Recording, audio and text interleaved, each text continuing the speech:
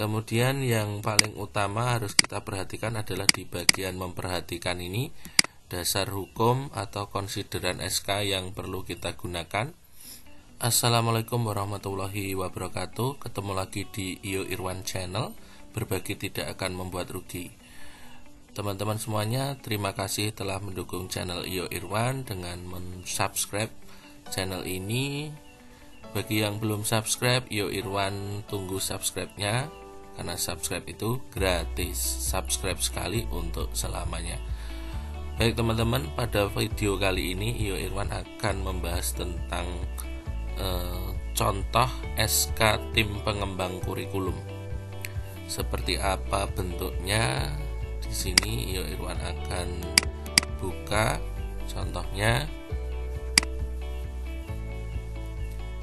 Tentunya diawali dengan kop surat, kemudian mulai dari surat keputusan, nomornya silahkan disesuaikan. Ini adalah contoh tentang pengembang kurikulum. Yang pertama adalah menimbang. Nah, ini adalah poin-poinnya. Kemudian yang paling utama harus kita perhatikan adalah di bagian memperhatikan ini, dasar hukum atau konsideran SK yang perlu kita gunakan. Yang pertama sampai saat ini masih kita gunakan adalah Undang-Undang Nomor 20 Tahun 2003 tentang Sistem Pendidikan Nasional. Kemudian yang kedua adalah Peraturan Pemerintah Nomor 4 Tahun 2022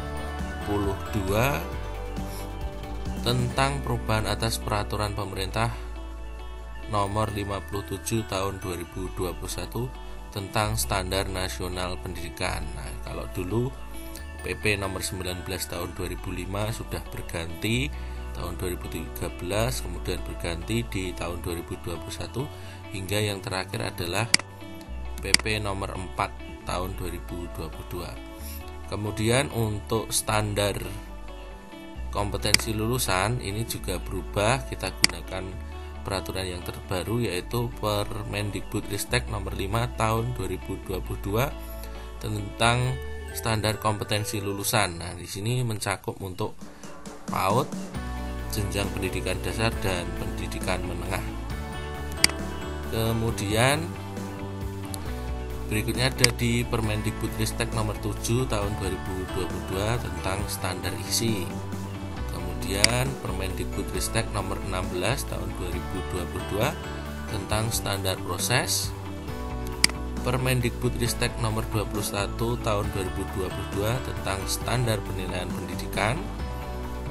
Kemudian ini ada perubahan. Kalau tahun lalu kita mungkin masih menggunakan yang lama, yaitu Kemendikbudristek Nomor 56/M/2022 tentang pedoman penerapan kurikulum dalam rangka pemulihan pembelajaran.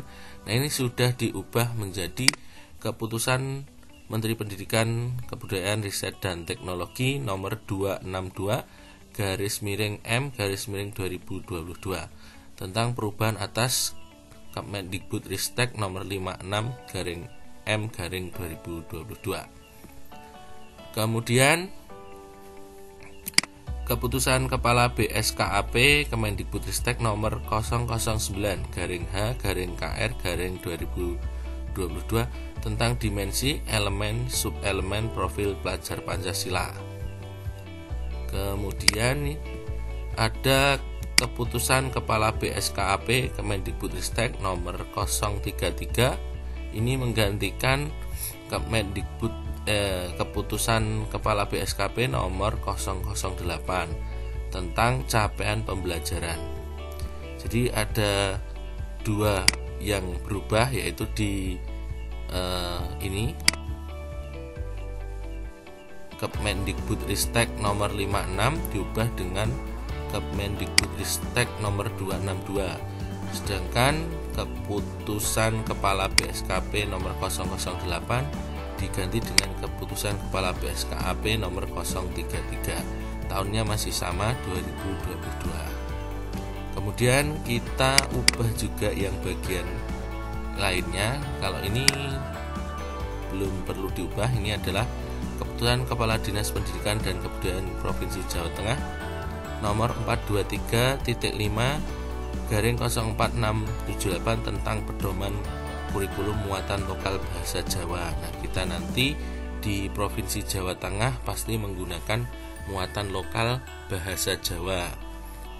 Kemudian yang ini setiap tahun pasti berubah terkait dengan penyusunan kalender pendidikan, mulai dari Peraturan Kepala Dinas Pendidikan dan Kebudayaan Provinsi Jawa Tengah nomor 420/06-310 tentang pedoman penyusunan kalender pendidikan tahun ajaran 2023-2024.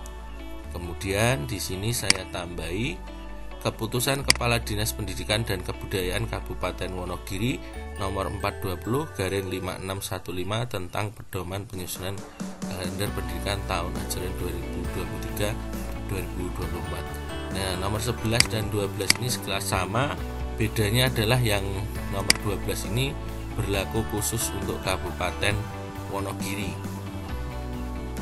Kemudian mengingat saran dan usul peserta rapat tim pengembang kurikulum, maka memutuskan yang pertama membentuk tim pengembang kurikulum SD Negeri 1 Tempur Sari. Nah, ini sebagaimana terlampir pada surat keputusan ini. 2. Segala biaya yang timbul akibat keputusan ini dibebankan pada anggaran yang sesuai. Apabila ternyata di kemudian hari terdapat kekeliruan pada keputusan ini, akan diadakan perbaikan sebagaimana mestinya. Yang keempat, keputusan ini mulai berlaku sejak tanggal ditetapkan. Nah, ini saya buat di Wonogiri tanggal 1 Juli. Nama kepala sekolah, NIP-nya berapa. Kemudian lampirannya ini adalah tentang tim pengembang kurikulum SD Negeri 1 Tempur Sari tahun ajaran. Nah, ini sebenarnya tahun ajaran, ini dihapus saja nanti.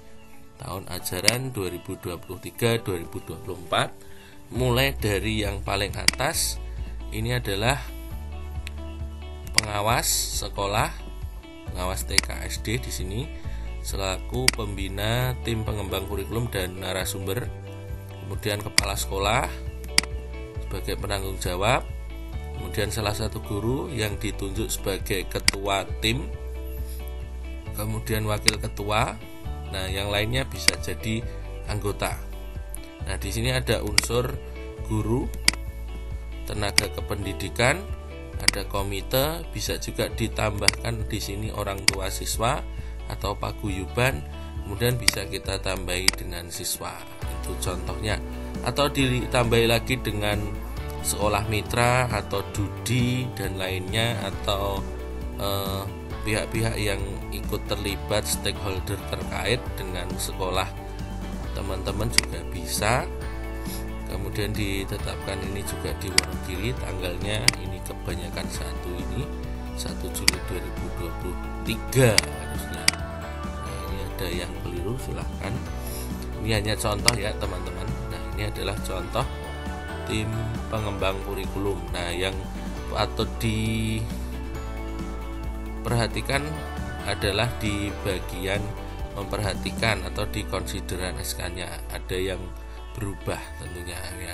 Yang ini pasti setiap tahun akan berubah. Jadi harus teliti, tidak hanya copy paste. Nanti kalau di copy paste mungkin tahun ajarannya ganti tapi nomor peraturannya masih sama dengan yang lama. Demikian teman-teman contoh dari SK tim pengembang kurikulum. Kalau teman-teman ingin mendownload, silahkan saja buka ke Google, misalkan bisa buka di Google saja ke alamat ini saja, bit.ly unduh SK tim pengembang kurikulum. Nah, seperti ini akan saya tautkan di deskripsi video. Kemudian teman-teman juga bisa kunjungi lewat spot ini di blog kami di Cikgu Penerang. Nah, ini ada contohnya ini di sini. Nah, ini bisa di download. Nah, ini downloadnya lewat sini. Nah, nanti bisa di download. Nanti silahkan di convert sendiri. Ini downloadnya nanti dalam bentuk PDF, silahkan di convert. Nah, demikian ya teman-teman contoh SK tim pengembang kurikulum untuk tahun ajaran 2023-2024. Semoga informasi ini bermanfaat. Tunggu informasi berikutnya terkait kurikulum KOSP tahun ini. Nanti akan Iyo Irwan jelaskan beberapa bagian di kurikulum tersebut. Tunggu saja di video-video selanjutnya. Sekian dari Iyo Irwan. Wassalamualaikum warahmatullahi wabarakatuh.